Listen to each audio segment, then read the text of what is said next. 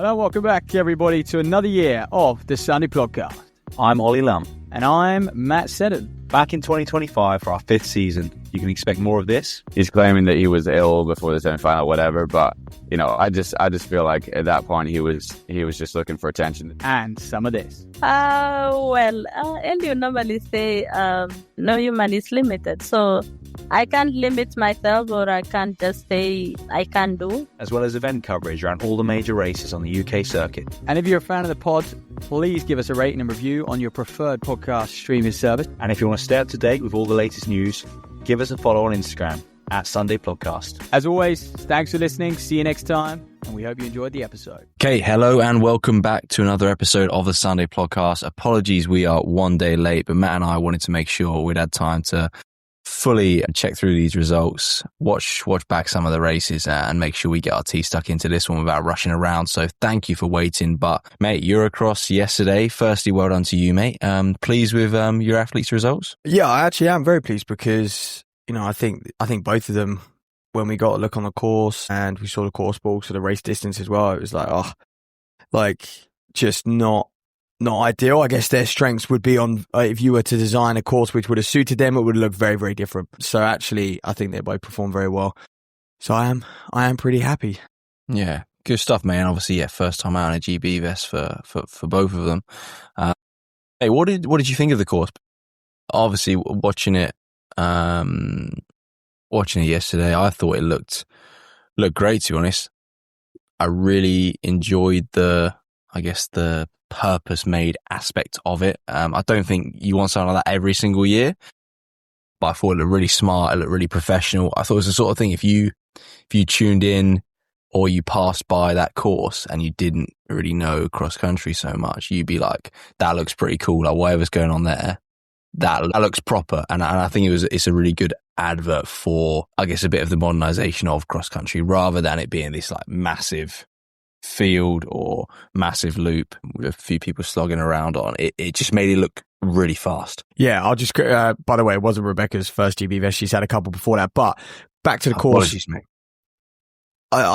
I know what you're saying. I actually had a couple people message me and just say, and they don't really watch running, and they sort of said, you know, it's, you know, it was very aesthetically pleasing, especially some of those overhead shots when you had people weaving all around those turns. And, you know, I think, you know, they said it was it was an enjoyable watch, had, you know, beauty in its own way. Some of the words they used, I actually disagree with you. I thought, you know, yeah, it had its demands. Like all cross-country races need to have like a real sort of key selling point, key point of the race where you really need to work hard, like a challenge in the course. And I think the overall challenge in this course was just the fact it was so twisty and so turny. And I think that just took such a toll on a lot of people out there. A lot of people were really finding it hard that last lap. I mean, even Gressier, you could just see early on, this is a guy who's phenomenal over the country. You could see early on he was coping, you know, he was able to cope with those turns. On the last lap, he looked really worse for wear on some of those turns. And you could just see all his cadence, and he was just struggling. And Ndikumwenayo. Is that? No. I'm saying it is a good thing. But I think for me, I think I hate when I see artificial sort of courses and like just get it on flipping grass. Like it's cross country at the end of the day. No, genuinely it is cross country. And I even thought, I saw someone say they were on about wearing super shoes, and I'm like, well, where are we at now? Like if people are debating, there's actually a debate about super shoes. I mean, it was that firm and that compact. You know, Cram on commentary described it as, he said, you know, it was so firm, it was almost like concrete in some parts. Like that's how he described it in commentary. And, you know, the poor people who went, I think it'd be Megan Keith fell down, right? And so I actually disagree with I think the course was fine, but I disagree with the fact it was just so firm. I just don't think that's cross country. I guess that's my opinion. Yeah, I guess there's an element though that they can only, like, there's firm grass and then there's that. Yeah. Like, they haven't even tried. That's just not even grass. Yeah. No. I feel you there. I'm interested to know, I don't know if I missed this on commentary. I don't know if they said what they're going to do with it now. Like, are people going to be able to run around there? Is it going to be a park? Yeah. Oh, but don't get me wrong. It looked lovely. If I was to do a little, you know, 5K trot in the morning, dream place to Do a little shakeout, yeah. To do a little shakeout and jog round. But yeah, I didn't think it was very cross country-esque, to be honest. But that being said, it was still a bloody hard course. And you could see that, you know, it was what it was doing to me was absolutely sapping people. So I kind of give it respect in that way. But I also I think to me, it was a nice change. It was cool. Like, I think it obviously, like, it is a Portuguese cross country race, so it's never going to be like sloppy mud. But yeah, no, I do appreciate what you're saying. But I think, yeah, like you say, having people reach out that aren't necessarily, like, don't watch every single cross country race. Did look good on TV. Yeah, look good on TV. It's a good advert for the sport. Yeah, and some of those drone shots, it was like Formula One-esque, if you like. Yeah, I got no complaints with the twists and the turns, and the way the course was designed, I thought was really cool, interesting, and it was a lot hillier than probably we even saw on TV as well. You could tell there was some when they went down and from the bottom of the hill, you actually saw, you appreciated some of the that sort of run. Yeah, that running was largely downhill and stuff like that. So no, I've got no complaints there. For me, it was just what they were actually running on, the surface they were running on. I was like, wow, that's not even cross country really. And also, I've always had a complaint about the distances, and even, you know, Paul and Cram bringing that up again, just saying like, come on, 7.5K really for senior men and women, under 26K really, you know, make it a little longer. But there we go. Because I just think like 22 minutes of running. I mean, that is just on the men's side. That's what they wanted, right? 22. Battocletti was 24 as well. It's just not very long. But let's get into the races. Also, from a spectator point, it was a spectator point when you were there. It looked like they couldn't move. It looked like they were trapped. Wherever you decided to watch that race, because obviously they had these like fences all the way around the course and sort of flower beds and stuff either side, it looked like you just wouldn't have been able to see any other parts of the course because you just couldn't get across. You were kind of stuck where you were. So I think that would have been very frustrating. Yeah.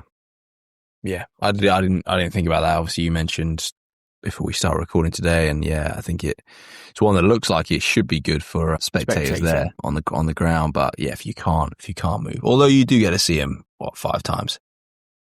Well, senior races you do, but yeah, absolutely, mate. Yeah, like you say, let's get into the races. We'll start with our senior men's. You mentioned Gressier struggling with the turns. Fabulous race for first, and also a fabulous race for third as well. And Ndikumwenayo obviously coming out on top, and it's a weird one. Gressier sort of gave up right at the end, but he was well beaten, I think, before his stumble. I think the Spaniard just looked so strong, and Gressier tried to go past him so many times, kind of down towards the final turn, and it's like, if you don't get past then, are you ever going to get round him? And then he had a little stumble around the last turn before kind of giving up. And yeah, it's a great race from them two, and they pulled away pretty early on in the race, and then we're just kind of going back and forth between the two of them.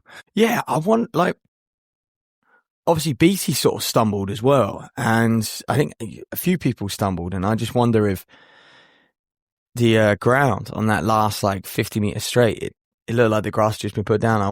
It was testing for them, that's for sure. A few people were struggling in that last bit just to stay on their feet. Look, credit to Gressier because he really took this race on, and I think he wanted to outrun Thierry, didn't he? And this is what I'm saying. Like, what 7.5K just wasn't at that level. It's just not enough for these boys to really grind people down. And he did it early enough. What was it, lap 2 or end of lap 1 or lap 2 that he started to press. And they just sort of pulled themselves away, and they showed their class, I guess. You know, they showed, you know, these boys are your low 1250 runners, you know, featuring Gressier is obviously world champion, and, you know, I think the way they weave around there, and then there was that battle for third, which was very interesting, which was a large pack, and Scott Beattie did a phenomenal job. I mean, it did. At one point, I was like, he's definitely beating Labali there, but obviously photo finish says otherwise, which is unfortunate for him. But credit to Beattie, he actually did a lot. He was responsible for that pack getting smaller and smaller. Whenever whenever we saw glimpses of the camera, he was right at the head of it. He was pushing things on. He wasn't just a participant amongst the 10 or 8 or 5 in that chase pack. He was one who was really forcing things along when he could. And I think in his post-race interview, he even alluded to the fact and kind of even speaking from the couple athletes I had do this, there were just so many periods in this race where you felt great and then you felt awful, and you felt great and you felt awful. And I think there was a real inconsistent theme to how you felt during this race. You just, there was no rhythm. And I think that's what happens when you can't get a rhythm. And there's periods where you're like, I am absolutely redlining. And I think there was periods where they were like, okay, I can actually move now. And on those periods, BT clearly woke up and got stuck in, which is, credit to him. Yeah, I think it was a phenomenal performance from BT, and he'll be gutted, obviously, not to get the bronze, being so close to Labalu there. But I don't think, we certainly didn't expect any Brits to feature that high up, and I think it's a real strong marker. And we mentioned before we start recording, look, you go back to his 5K time that he ran in February. If you look at all the guys towards the top of this race, they've run quick on the track over 5,000. Yeah, and I guess it was a 5,000 meter race. And I think, those who can operate very well over 5K, just turnover at that pace would have performed. Yeah. I think turnover. I think also, you need the power to. There were a lot of sort of shorter hills as well. You need the power to just be able to fire yourself up those and accelerate coming out of those turns as well. So I think it obviously did lend itself to those who are a little stronger over the 5K. And I think that for me, that shone through as well throughout the whole Euro cross country event. You look at the under 20 race. I mean, obviously Ian is hands down the best 5K runner in that age group. On the men's side, you had that Belgian guy Renders, he's a pretty cool talent. He had the best 5K by a long shot in that race. He won that race, only just, but he won that race. Nick Griggs made it look extremely easy. Ferrero of Spain obviously won the Euro under 23s. Griggs just absolutely destroyed it. He looked very good in the under 23 race. And then of course you had Battocletti, Megan Keith. And then on the men's side you had the two men who have broken 12:50 in Gressier and Thierry Ndikumwenayo. And so throughout the whole Eurocross, and I guess you could argue that, look, if you're a good 5K runner, you're also a very, very good cross-country runner, and they probably still would have won. Whatever the course, they still would have won. But I think it obviously lent itself much closer to a 5K yesterday than it did anything else. Like anyone with any other strengths was unable to really get the best out of themselves. Yeah, I do think, and it goes back to what you said about the firm ground. That's always a good starting point for the track guys, isn't it? And it lets them run with their natural gait. Whereas when it's muddy, when it's sloppy, it certainly doesn't. I guess someone that punched a bit above his weight, Jack O'Leary of Ireland, 5th place behind BT, 13:22 guy, but that is an outstanding run. And at one point it looked like he might even get the bronze in having a bit of a battle with Labalu and BT not long before the finish. But just run out of it in the end. And obviously the Irish team as well. 2nd place, I think they were 4 guys in the top 20. It's crazy depth. Yeah, and this is what, and interestingly, this is why Grestier was there. Said he wanted to help his team. And they genuinely thought their team could win. And he obviously thought he could win as well. And I think, all of the Irish teams actually performed really well. I mean, they had good presence throughout all the races. And obviously it's capped off. I think that's their first senior men's medal ever, which, credit to them for achieving that. And I think from my side, it looks like it's coming from not just the athletes, but also above. Like Irish athletics are like, Eurocross is a fantastic opportunity for us. We want to go there and we want to be the best in Europe. Like they've probably have some sort of pathway mapped out where they win these European team titles. And on that men's side, they're obviously very, very close, and perhaps on a different day, a slightly different course, they might have got the best out of Brian Fay, Dara as well. But obviously, Jack O'Leary's had one hell of a day, and he is a class developing Irish athlete. I mean, I think Emmett is coaching him as well. And he actually quite opposite to BT, looked like he paced it a lot more strategically, like was a little further back. And then I say, he wasn't he wasn't too far down the field, but he did work through and worked into that 5th spot, whereas BT, was just on it from the get-go and was never, I mean, even on the first lap. I mean, actually, out of all the guys who featured, I swear BT was just like the highest up on that first half a lap or so. He's right up there, 3rd, 4th. And so, he just really got after it. He did, and that's the thing. Pay respect to that. Watching it, I was a bit concerned for him. I was like, fair play for going with it, but that's a tough way to get yourself in and amongst it. But yeah, absolutely fair play to BT. Like, but this is what race to him. But this is where, you know, I hope someone like BT looks at it and goes, look, I was fourth this year. Where can I come? Where can I come next year? Where can I come the year after? You know, do you remember when look at the confidence Rory's had this year? Yeah, I mean, do you remember when Farrell was? I mean, BT's is he 27, 26? But do you remember when Farrell was? Yeah, 27. I think. 2007, you know, Farrell was obviously, he was qualifying for the World Championships. He was on the cusp of making finals, and he was so dialed in on, like, you know, the sort of monkey on his back was the Eurocross. He had to try and win it. And he had a couple of attempts where he got second, where he got third, and then that year, you know, he obviously went to Eurocross and he won it, and it was in Brussels that time. But, you know, he was patient and he gave it a few cracks. Then once he won it, I don't think we saw him again. We might have seen him once more, but, you know, that was kind of it then. He was off to other things, but he just wanted to get that done and get that over the line, because I think it does show you, you know, you have, once you can medal and win a Eurocross, you have the potential to be one of the best in the world. Mm. You've got those foundations there. And so it would be, you know, I think if you're BT, you kind of look at that and it's easy to get quite distracted through other parts of the year. But, you know, this is a race where, you know, in contrast, when you look at trying to win a European 5K, I mean, or even trying to make a Worlds.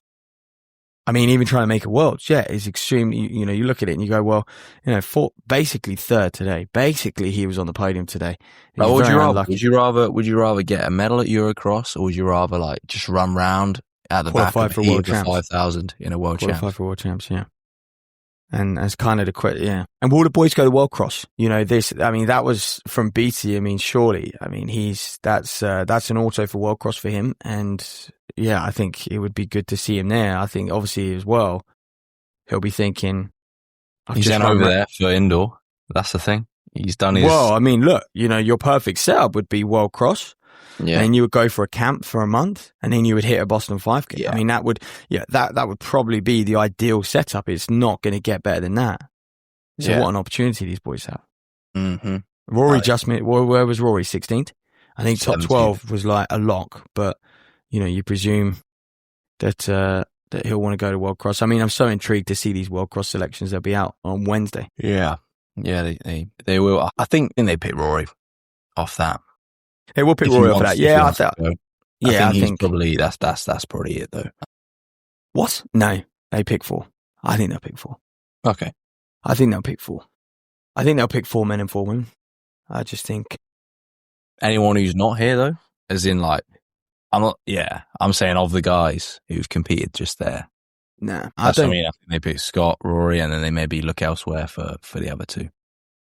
No. I think they possibly pick the top 4 that were that finished yesterday. Okay. You know, I think they could pick Jacob Cannon, 29th, and let's have a look. Joe Hudson. Slade was just behind him. You know, I think they pick out of those guys. You know, I'm not sure how they would justify anyone else unless it was literally Emil Caress or something like that. I've heard Emil's doing Valencia.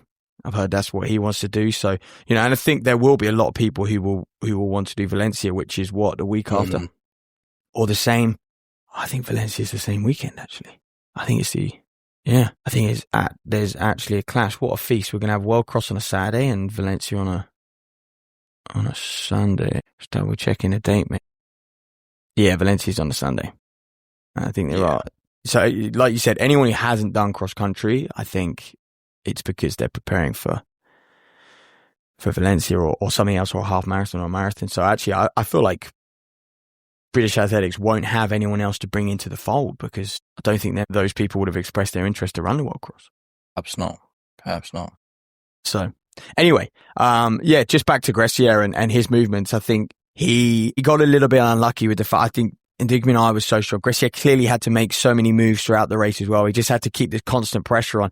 He could never quite settle. And, you know, I almost think as well, did he disrespect Ndikumwenayo a little bit? Like, did he just did he think it was going to be an easier job to run away from that man? I mean, you know, looking back, I bet he's like, I should have been as patient as ever, and I probably could have out-kicked this guy. You know, but the reason he couldn't out-kick him was just he was pretty much dead on his feet. I had a bad position going into the last few turns as well. Had to go wide on those last few turns. So Ndikumwenayo had him really by the time he sort of hit the front on that long downhill stretch. And yeah, I think Gressier does win that if he runs that race a different way. But that's why we kind of love him, because he does always give us an interesting watch. Yeah. And I said it in the preview, right? I think that he comes in, he's a showman as it is, but you come in as a 10,000 meter world champion, and then you feel like you have to put on a show and you have to do run something. away. You've got to make it happen. Like you can't just win this by doing, I guess a sensible thing and sitting in and then out kicking in with maybe 400 to go, right?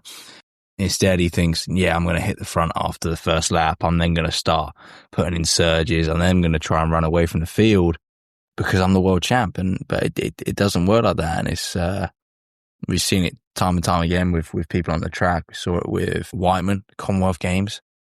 Remember, he tried to absolutely take it on after his world champs win. And I think he admitted in that. He was like, I felt a bit of pressure to do something. Yeah. Yeah, to win it from the front in dominant fashion rather than just winning it in the way that you've learned how to win.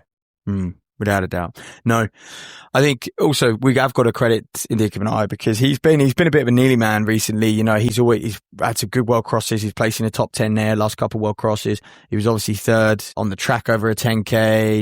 He's always in the finals. He's always there or thereabouts. Where was he last year at the Eurocross? Was he third at Eurocross last year even? So for him to come away and win this is big. That's going to catapult his career as well. So looking forward to it. And obviously he had a great year. He had 12:47 and sub 27 minutes for 10. He is a stud in his own right.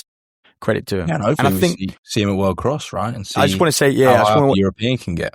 Yeah, and I want to say one thing about Ndikumwenayo, which no one else would have had the experience of cross country that he had this year. You look at the type of races he's done, right? On the 9th of November, raced across in Spain. On the 16th of November, raced across in Spain. On the 23rd of November, raced across in Spain. On the 30th of November, raced across country in Spain. In each one, these were gold label cross country races. He's finished 4th, 5th, 3rd, 2nd, and 5th. And he's raced every single weekend in Spain. And the average time of these cross country races, 22. Yeah. 22 minutes. And what's crazy, he wins the European cross country. I imagine as well. He wins the European, on very firm ground, and he wins the European cross country at 22 minutes and 5 seconds. There was nobody more prepared for that course and that race than Thierry Ndikumwenayo. So credit to him. And who knew that Spain did four gold label races 1 week after each other? I mean, that is just, we kind of did know, but there's a huge advantage they have. And I think, we'll move on to Megan Keith because that's second place from her. And you kind of look at it and you're like, well, yeah, that's the obvious result. She is better than Can and on any surface, but it's always a hard fought battle. You can't count her out, but she's just not quite on Battocletti's level yet. And so it was a second place for her. But I think, she obviously opted to just sharpen up a little bit and get just over give herself a chance, I think, of having a go at Battocletti rather than assuming I'll just go and get second. Yeah. And to be comfortable, because actually, when you look at Megan, you're like, that course is not, again, I said there's a lot of sort of cross-country specialist, strength-oriented people who that was not their course yesterday. For Megan, that was not her course either. And so to actually still deliver on a course that doesn't really suit you, I think she'll be very, very pleased with. Yeah. As much as she's run quick on the track, I think the leveler for Hervey Battocletti would certainly be something muddier, something longer, something hillier, and that's what would give her a chance. And I think great result for her. She looked happy with it as well, which is good to see because you're never sure sometimes when these athletes come through in second place. Like obviously, you saw Gressier, no celebration whatsoever, but Megan Keith, big smile on her face as she comes across the line. It was similar in the under 20s race as well. Pretty close as well. Oscar Gatan nearly won it, and then he lost out to Renders right at the end again. But then he looked pretty happy himself. So I was like, okay, that's all right then, because you kind of feel for these athletes. But yeah, Megan Keith looked happy, didn't she? And it was a good result for her, a good result. But I think, like you say, that the next step for her is going and winning this thing. Yeah, and I do a different course that it gets a lot closer for sure. But yeah, it was a good run. And don't forget, Megan Keith did she's a couple of years younger than Battocletti anyway, but she did fall over at the start, and that's just not ideal. That's just not ideal. You know, it took her a while to then get up there, and it would have taken something. It would have taken the edge off for sure. And so to still come away with second is good. You know, what was she, 15 seconds behind Battocletti, and had she not fallen, maybe that's more like 10, and she can take real confidence from that, being sort of 10, 15 seconds within basically the best runner bar one lady in the world over 5 and 10. Yeah.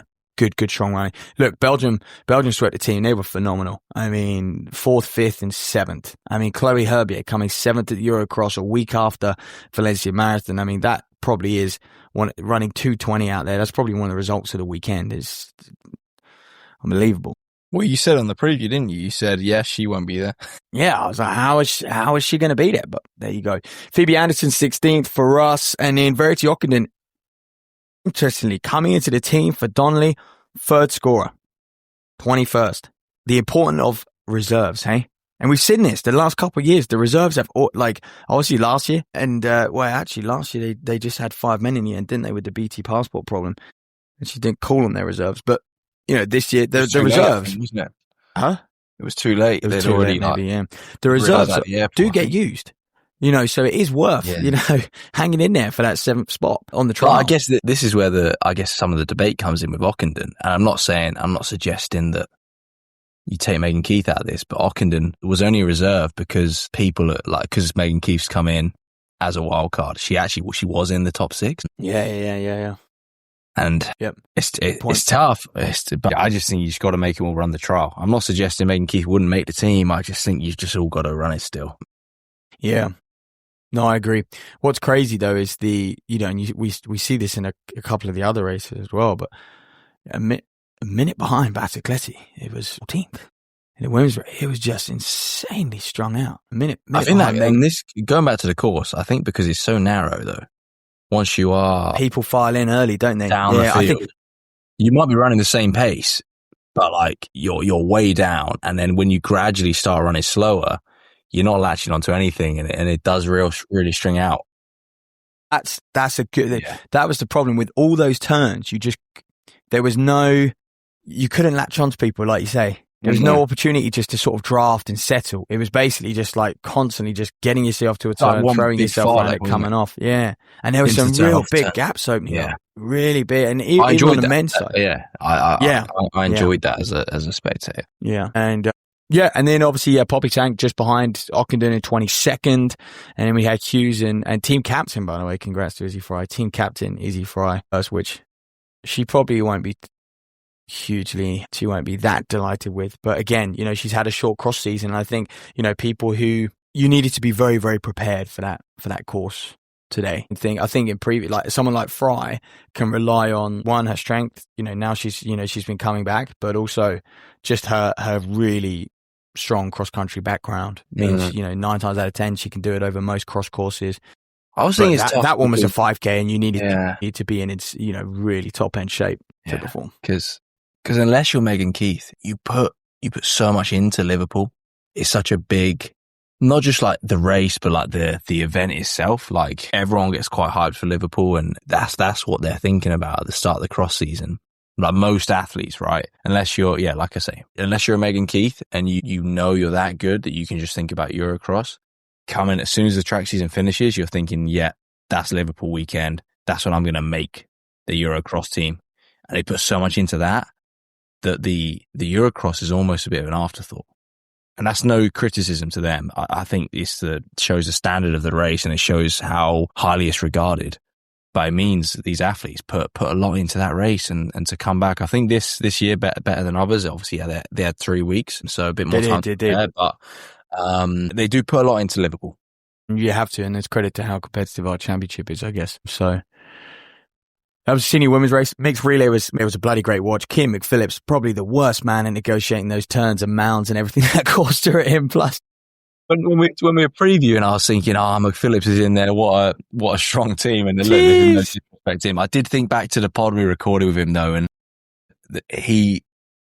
his performances are so like driven by his technique work, finesse. It was everything. It just doesn't allow you to do that, does it? It doesn't allow you to do that. I was watching him him nearly fall over off the turns, and I'm thinking about him talking through his sprint mechanics testing. Yeah, I was like, this is a guy who's locking in on the last 100 where his feet are placing, and like he's just having. So yeah, he looked like he wasn't enjoying it out there, but yeah. Someone needs to make a highlight reel of Kean McPhillage's lap, because there were just multiple occasions where he was just having a disaster, and then obviously just absolutely clatters the poor girl he was handing over. Yeah. Mind you, that's on her. She needed to see him like hit that check marker 30 meters out, and she needed to get going, like proper sprint changeover. You got a 1:42.08 100-meter guy hammering towards you. You can't just stand there and wait for the baton. So yeah, probably Ireland will be working on their changeovers next year. Look, GB top performance. We had a few big legs in there. Higgins, Dixon, Ava Lloyd, and then obviously Elson on the last leg. He actually ran that really smartly. There's a point where I was like, he's gone off too slow here. He's going to let too many men get into the fold. But they had to work back to him on what was a very twisty, it was mostly uphill as well, that sort of middle section of the lap. And that's where they had to do all their hard running. And then, once he sort of could get moving again on that long downhill, and he'd been patient enough, he could then respond and hold people off. The only man he didn't hold off was the world 1500 meter champion. And to be fair, I mean, at one point I thought Elson's going to outkick him. He's going to come at him with a better last 100. He did fly off mine, didn't he, Nadia? Like he absolutely. Oh, he closed a big gap, of course. Yeah. But Elson was there just sort of racing for the medal. And I thought he did that very well on the last lap, and credit to him, and obviously all the others put him in that position. That was the relay, and then we had the two under 23 races, and the women's race reminded me a lot of the under 23 women's race. Reminded me a lot of what we saw in the senior women's race, which is like Battocletti and Keith just sort of pulling away and forcing things, and Ferrero and Manonan did that, and again, they did go clear, and in the under 23 men's race, I mean, I just thought. Nick Griggs was just class. Obviously, Barnacle finishing a little further down. We know his preparations haven't been great. And he actually... Yeah, Matt Ramsden, though, 6th place. I thought it was a solid running from the Brit. He looked unreal. There were points where I was like, he might get a medal, because they were coming back. He looked really, well, he's really only good. 3 seconds behind Booty of France. Yeah. But again, under 23 men, 17 minutes. But yeah, Ramsden will be chuffed. I mean, he's taken the scalp of Nielsen there, who's a 3:29, 3:30 guy, the Dutchman, 8:20 steeply, fantastic, 13, 15, 5K boy. Ramsden will be very, very happy with that. And I think, kicking with those guys, Lelesso of Denmark, also training in with Lauros's group, huge run. And it shows Ramsden is in very good shape over a 5K. So hopefully we see him. Certainly is, and women's under 20s, no surprise in there. Ines absolutely dominated by 30 seconds.